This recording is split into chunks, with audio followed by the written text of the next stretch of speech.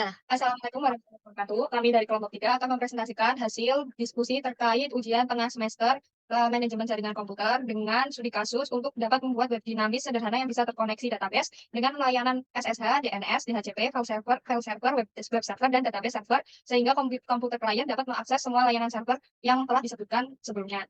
Sebelumnya, izin memperkenalkan diri, saya Dita Yunadura dengan NIM 530242143. Dan saya Aizatul Nafisa dengan NIM 530242144. Saya Isra Fida dengan NIM 530242142. Vina Eseta Risa dengan NIM 530242141. Saya Lintang Dinastika Yuda dengan NIM 53024210046. Baik, untuk materi selanjutnya akan dijelaskan oleh rekan Afrida. Kalian silakan. Baik, saya akan menjelaskan tentang SSH. SSH adalah protokol jaringan yang digunakan untuk mengamankan komunikasi antara klien dan server. Di sini, SSH berfungsi untuk meremote server menggunakan komputer klien. Aplikasi yang digunakan pada komputer klien di sini yaitu PuTTY. Pertama, kita masukkan AI server terlebih dahulu dengan port 2002. Kemudian login ke akun yang sudah terdaftar.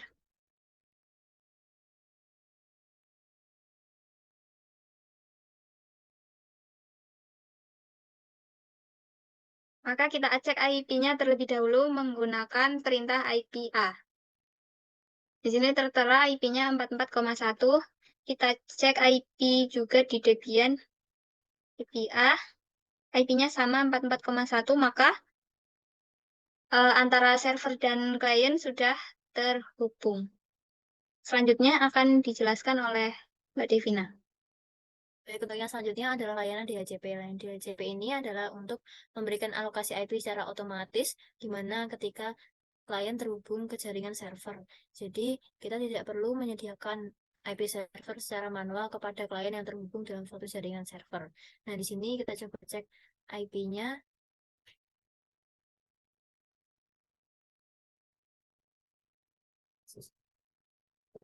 Nah, di sini IP-nya sudah secara otomatis atau DHCP. Kemudian kita coba cek IP yang didapatkan. Nah, di sini menggunakan IP tadi IP servernya adalah 44.1, di sini IP address hostnya 44.2. Jadi layanan DHCP-nya sudah berhasil dan klien sudah terhubung ke DHCP server. Baik, untuk yang selanjutnya adalah layanan DNS server. DNS server ini atau domain name system adalah sebuah sistem yang digunakan untuk menerjemahkan alamat domain menjadi alamat IP atau sebaliknya. Nah, di sini kita mencoba untuk menerjemahkan sebuah alamat IP ke dalam domain yaitu kelompok3.co.id. Dengan ini hostname alamat IP 192.168.44.1 bisa diakses menggunakan domain kelompok3.co.id. Coba kita cek DNS servernya. Baik, kita coba untuk layanan DNS servernya apakah sudah terhubung. Yang pertama, kita coba di server menggunakan perintah nslookup. Pertama, kita coba akses menggunakan alamat IP-nya. Nah, di sini sudah muncul alamat IP-nya dari 44.1 itu domainnya adalah kelompok3.co.id dan info.kelompok3. Kemudian kita coba menggunakan nama domainnya. Itu kelompok3.co.id.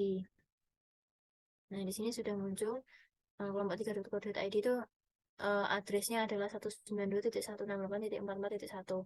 Ini dari server. Kemudian kita coba cek melalui komputer klien, yaitu caranya dari command prompt. Kita cek juga menggunakan nslookup IP. Nah, di sini sudah muncul domain dari kelompok3.co.id. Kemudian kita coba cek menggunakan nama domainnya.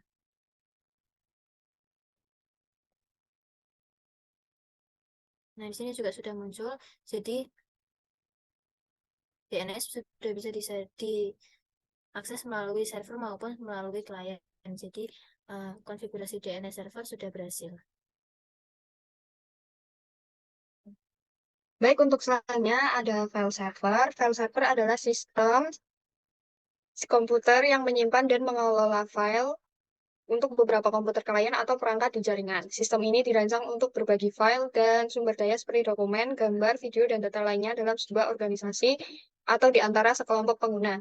Pada studi kasus ini, untuk membuat web dinamis, kita caranya dengan mengecek Windows dan R. Nah, di sini ada IP servernya //192.168.44 dan .1. Kemudian kita di sini kita akan ditujukan ke public share yang berisi tentang coding-coding yang kita gunakan untuk membuat web tersebut, ya web dinamis. Selanjutnya web dinamis dan atau web servernya akan dijelaskan oleh Mbak Lintang. Silahkan. Oke, untuk web server itu merupakan aplikasi server yang bertugas untuk melayani permintaan HTTP atau HTTPS dari browser dan mengembalikannya dalam bentuk halaman web. Biasanya, web server telah dilengkapi dengan mesin penerjemah bahasa script yang memungkinkan web server untuk menyediakan layanan situs web dinamis dengan memanfaatkan pustaka tambahan seperti PHP dan ASP. Klien akan melakukan HTTP request ke web server dan web server akan mengembalikan request dalam bentuk halaman website yang terdiri dari berbagai jenis file seperti HTML, image, CSS, dan JavaScript. Web server juga dapat melakukan query atau request data ke database jika klien ingin mengelola data. Lalu untuk uh, web server webnya sendiri akan dibuka menggunakan Chrome. Menggunakan web browser yaitu Chrome. Di sini untuk membuka webnya sendiri menggunakan domain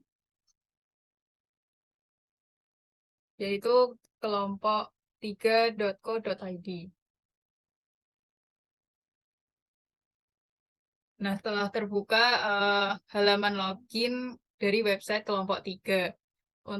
Maka dari itu, konfigurasi web server telah berhasil. Untuk database server akan dijelaskan oleh Aiza. Baik, selanjutnya adalah database server. Database server itu program komputer yang menyediakan atau yang dirancang untuk mengelola atau melayani database atau basis data dari komputer yang bisa diakses oleh komputer lain. Nah, sebelumnya saya akan mengecek database komputer server terlebih dahulu. Kita masukkan IP address-nya.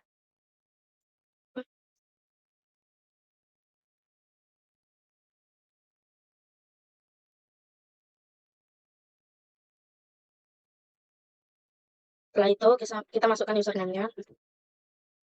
Lalu kita masuk. Nah, di database pada komputer server ini terdapat beberapa data yang sudah terisi. Selanjutnya, kita akan masuk atau login menggunakan akun yang sudah ada di database tadi melalui web server. Kita masukkan username-nya dan juga password-nya. Setelah itu, kita bisa lihat kita masuk ke database server. Selanjutnya, saya akan melakukan perubahan atau update data pada salah satu data yang ada. Saya akan mengubah data mata kuliah Bahasa Indonesia ini menjadi Bahasa Jawa. Selanjutnya, kita klik ubah data, lalu kita cek lagi. Di sini datanya sudah terubah, yang awalnya dari Bahasa Indonesia menjadi Bahasa Jawa. Ini pada komputer klien. Selanjutnya kita cek pada database pada komputer server, kita cek. Nah, sudah terubah. Yang awalnya tadi Bahasa Indonesia menjadi Bahasa Jawa. Dan ini membuktikan bahwa koneksi antara komputer server dengan komputer klien sudah terhubung dan konfigurasinya berhasil. Cukup sekian presentasi dari kelompok kami. Kurang lebihnya mohon maaf. Wassalamualaikum warahmatullahi wabarakatuh.